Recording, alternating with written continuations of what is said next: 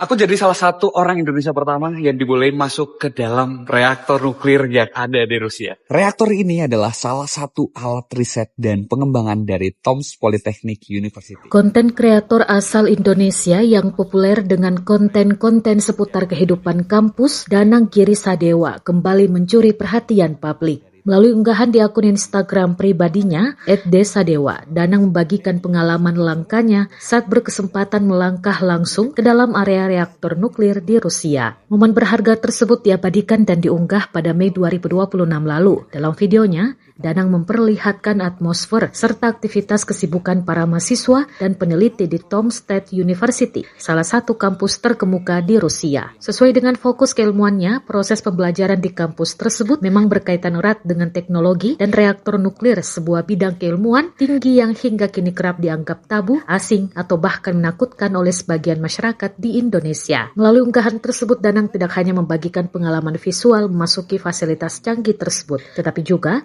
membuka wawasan baru bagi warganet Indonesia mengenai bagaimana teknologi nuklir dipelajari secara aman dan profesional di ranah akademis internasional. Aku jadi salah satu orang Indonesia pertama yang dibolehin masuk ke dalam reaktor nuklir yang ada di Rusia. Reaktor ini adalah salah satu alat riset dan pengembangan dari Tomsk Polytechnic University. Kalau kalian mikir nuklir itu serem, sebenarnya iya. Saking seremnya, lokasi ini dirahasiakan dan buat masuk sini, penjagaannya tuh berlapis. Dan tempat ini juga dijaga oleh tentara. Tapi kalau kita masih mikir nuklir itu hanya untuk perang, kita harus mikir lagi deh. Ternyata nuklir ini bisa digunakan untuk pembangkit listrik, dan kalau di Politeknik ini difokuskan untuk pengembangan industri dan kesehatan. Salah satu yang mereka lakukan adalah untuk mencoba mengobati anjing-anjing yang memiliki penyakit kayak kanker, tumor, dan berbagai jenis macam penyakit lain. Untuk biaya pengobatannya adalah 300.000 rubel, atau kalau dirupiahin itu sekitar 73 juta rupiah. Tapi hebatnya, karena ini untuk kebutuhan riset, anjing-anjing di sini berobat gratis. Dan ada sekitar 150 anjing per tahun yang berobat di sini. Gokil banget ya.